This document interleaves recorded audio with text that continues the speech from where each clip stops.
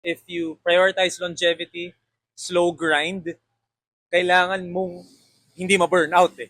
So kailangan mo talaga yung work-life balance. And I really find time to, work on myself. Me time ko is hitting the gym, running, basketball, spending time with CK. Ang kagandahan lang, yung trabaho ko, nami-mix ko with those things eh. So if I do go to the gym, I can create content in the gym. Everyone loves your lifestyle, pero Sana nga yeah. everyone. Pero do you believe ba with work-life balance? And can you take us on your day in a life? Work-life balance. Sobra. I think this year I've really been deliberate in work-life balance. I went back to the gym.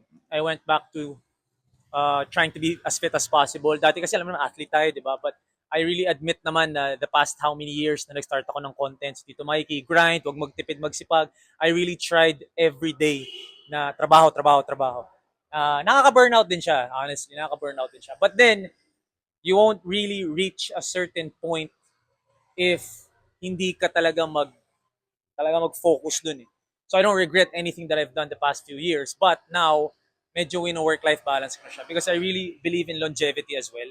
Ayoko naman maging, uy, ang ganda ng content mo for 3 months, 6 months, 1 year, 2 years. No, I really want the longevity.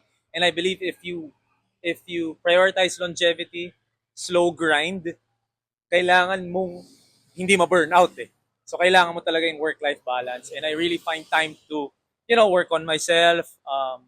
Me time ko is hitting the gym, running, basketball, spending time with CK. Ang kagandahan lang, yung trabaho ko, nami-mix ko with those things eh. So if I do go to the gym, I can create content in the gym. So I treat it as play and work at the same time. 'Di ba? And also me enjoying making content. I enjoy making content. Hindi ko rin nararamdaman na trabaho siya. 'Di ba? So I really believe in work-life balance. I really believe that everyone should, find something that they would do to fulfill their childhood or yung ano nila, yung kasiyahan nila other than yung job nila, 'di ba? I think kailangan ma-fill din yung puso natin na tuloy-tuloy tayo because ito rin yung magre-reset sa'yo na okay, bukas trabaho na ulit ako kasi nagkaroon ako ng time na nakapag-workout ako, di ba? I enjoy working out before work or working out after work.